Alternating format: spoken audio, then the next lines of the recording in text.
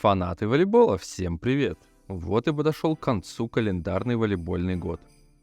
Сегодня мы поговорим с вами о 13-м туре Пари Суперлиги. Узнаем, сколько сетов на этот раз сыграл Кузбасс, кого подписал питерский «Зенит» и что сделал Шулепов с Уралом. Обзор пройдет в экспериментальном формате, поэтому жду от вас фидбэк в комментариях. Напомню, что все прямые трансляции и записи матчей вы можете смотреть на официальном сайте Всероссийской Федерации волейбола. А у меня к вам небольшая просьба. Давайте к Новому году попробуем добить 7000 подписчиков у меня на YouTube-канале и 1000 в Telegram. Для вас это 2 простых действия, а мне будет огромным новогодним подарком. Ну а теперь берите вкусняшки, наливайте чаек или кофеек, приятного аппетита и приятного просмотра!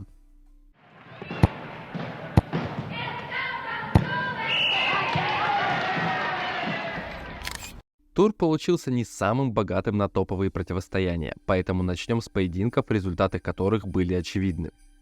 Отправляемся в Красноярск на встречу местного Енисея и новосибирского Локомотива.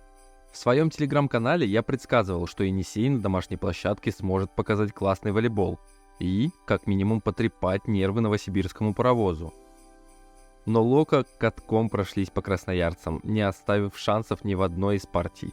16-25, 21-25, 19-25. Самым результативным игроком матча стал доигровщик новосибирцев Мартин Атанасов, набравший 16 очков. Протокол матча на ваших экранах. Прибываем в Нижний Новгород, где АСК встречался с Динамо из Ленинградской области.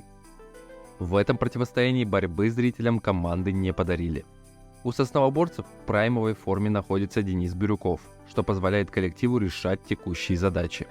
Уже сбился какая подряд по счету уверенная победа Динамо из Ленинградской области. А АСК погружается на дно, все ниже и ниже.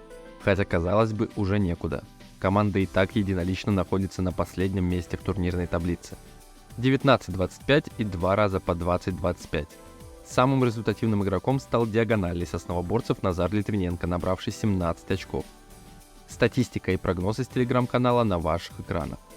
Перемещаемся в Беларусь, где Шахтер планировал продлить серию поражений новоуренгойского «Факела». В своем прогнозе я предсказывал интереснейшую и захватывающую борьбу в этом матче.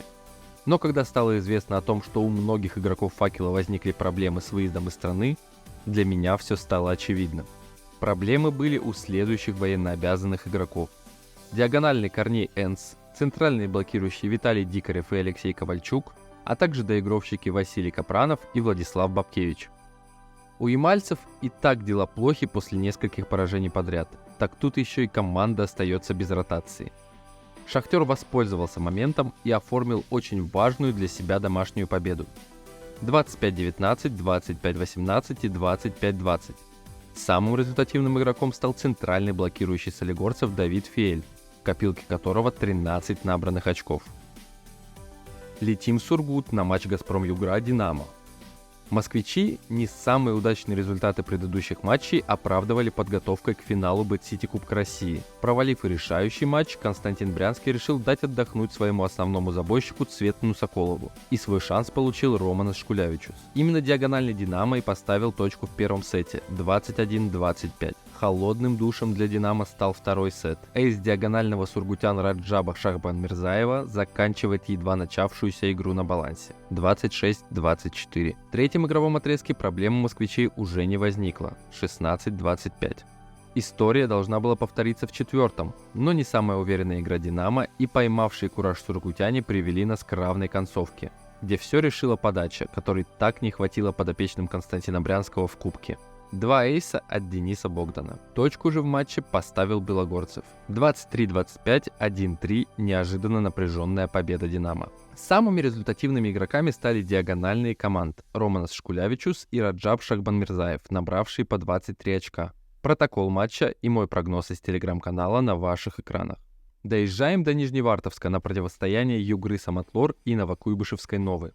Несмотря на то, что команды подарили нам 5-сетовый поединок, настоящая битва была только в одном игровом отрезке. Но обо всем по порядку. В первом сете гости действовали по-хозяйски и ни разу за сет не позволили усомниться в своем превосходстве. Как итог, 19-25. Во втором игровом отрезке картина резко поменялась. Вартовчане доминировали на блоке и владели преимуществом. концовке, немного подпустив соперника к себе, хозяева все-таки дожали своих оппонентов 25-22. В третьей партии вновь одна из команд улетела вперед, в этот раз Нова. Эйс Досанжа отправляет нас дальше 17-25. И вот, наконец-то, мы подобрались к сету, который получился действительно запоминающимся. 22-22. Равная концовка. Диагональный Новый отправляет мяч в сетку. После еще одной сложной подачи Касселя, хозяева получили контратаку, которую успешно завершил Милицкий. Оба сетбола Нова отыграла. Литвинов не сплоховал в нападении, а Антонов наглухо закрыл удар Радченко. Ну а дальше пошла игра нервов, в которой победу одержал главный тренер югорцев, выпустив на усиление блока вместо низкого связующего Сергея Багрея мощного длиннорукого Михаила Никеля. Именно его блок и поставил точку в сете 27-25. Пятый сет с самого начала расправился с интригой в этом матче. Волейболисты Новой завладели преимуществом, которое уверенно довели до конца игрового отрезка. 10-15, 2-3, очередная победа Новой. Самым результативным игроком стал диагональный хозяев Глеб Радченко, набравший 26 очков. Остальная статистика и мой прогноз из телеграм-канала на экранах ваших устройств. Приземляемся в Уфе, где Урал встречался с питерским «Зенитом». Подробнее на событиях матчах предлагаю не останавливаться, а поговорить о ситуации в обеих командах. Игорь Шулепов, возглавивший Урал, в плане волейбола команды толком ничего не изменил. Единственное, что он сделал, это усадил на скамейку пусть и заслуженных, но возрастных волейболистов, дав шанс молодежи. И пока Андрей Ушков и Роман Потолюк в принципе оправдывают ожидания главного тренера. Но будем честны, даже неискушенному зрителю этот вариант событий был очевиден. Питер же устал играть без диагонального и подписал в аренду до конца сезона Владислава Бабкевича. Очень спорное и непонятное решение – подписывать в команду, в которой и так куча травмированных человека, только-только восстановившегося после повреждения. И вообще, восстановился ли Владислав полностью? С другой стороны, хрустальный Владислав идеально подходит по менталитету команде. Ну а если без шуток, то в праймовой форме Бабкевич усилит любой клуб. А Питеру, если он хочет претендовать хоть на что-то в этом сезоне, необходимы такие игроки. Ну а пока я это все вам рассказывал, «Зенит», измученный травмами, на ваших глазах проиграл пытающемуся подняться с колен Уралу. 25-19, 19-25, 25-23, 25-18. Самым результативным игроком матча стал Роман Потолюк, набравший 17 очков. Протокол матча и мой шуточный прогноз на ваших экранах. Завершаем обзор матчем в Кемерово между Кузбассом и Белогорье. В первом сете в большей степени игру вели волейболисты Белогорья. После счета 12-12 команда Александра Волкова ушла в отрыв. Мохаммед Аль-Хадждади набирал очки в атаке, а кемеровчане стали чаще попадать в блок и обстреливать ауты. Павел Тетюхин ударил с 4 по 4, а затем отправил мяч по линии. На подачах Дмитрия Яковлева кемеровчане попытались броситься в погоню, но Мохаммед Аль-Хадждади завершил партию 21-25. Во втором сете Кузбасс повел на подачах Егора Кречетова. Дмитрий Яковлев забил на чистой сетке, отыгрался от рук Мохаммеда Аль-Хадждади, а затем в одиночку закрыл диагонального. Но у Кузбасса не получилось удержать преимущество. Джан отыгрался от блока кемеровчан, а затем, после игровых качелей, белгородцы снова взяли инициативу в свои руки. При счете 22-25 сет завершился в пользу львов. В третьем игровом отрезке свежесть игре придала Спаруха Спарухов. Егор Кречетов выводил его на чистую сетку, хорошо у доигровщика шли и пайпы. Денис Черейский закрепил все эйсом, а Дмитрий Яковлев остановил соперника блоком. На подачах Мохаммеда Аль-Хадждади Белогорье сравняло счет.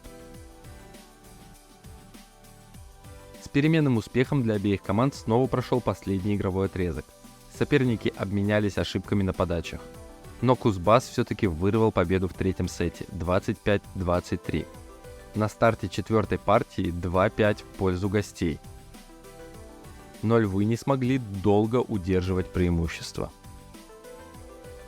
Егор Кречетов подачей затруднил прием сопернику, а Спарухов снова реализовал пайп, а после уже Мухаммед Аль-Хадждади отправил кемеровчан на тайм-аут при счете 18-19. Исход партии решился в игре на больше-меньше. Роман Пакшин добил до пола, а Спарухов снова стал автором последнего мяча 26-24. Егор Кречетов зачехлил Мохаммеда Аль-Хадждади на старте тайбрейка. Роман Пакшин забил с задней линии, а в руках Алексея Лобызенко оказался Джан. После атаки Мохаммеда Аль-Хадждади по линии счет стал почти равный.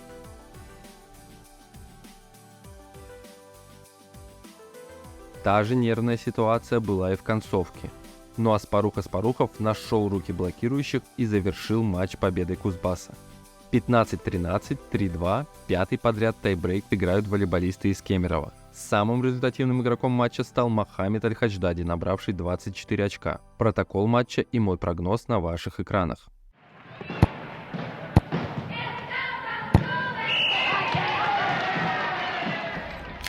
В день выхода обзора состоится последний матч тура. «Нефтяник» примет казанский «Зенит». Но я подумал, что откладывать выход видео из-за одного матча, достаточно предсказуемого матча, учитывая, что нас ожидают большие новогодние празднования, будет неправильно.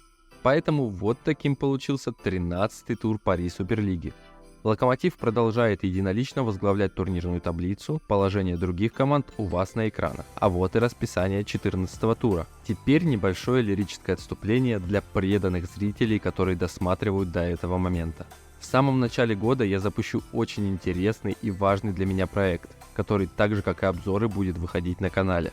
Связан он с волейболом от первого лица. Это в перспективе очень долгосрочный проект, поэтому поддержка на первых этапах будет очень важна. Я искренне и всем сердцем на вас надеюсь. Попробуйте угадать в комментариях. Тогда я смогу понять, насколько много преданных фанатов у моего творчества. Ну а с вами был Фанат волейбола. До скорой встречи!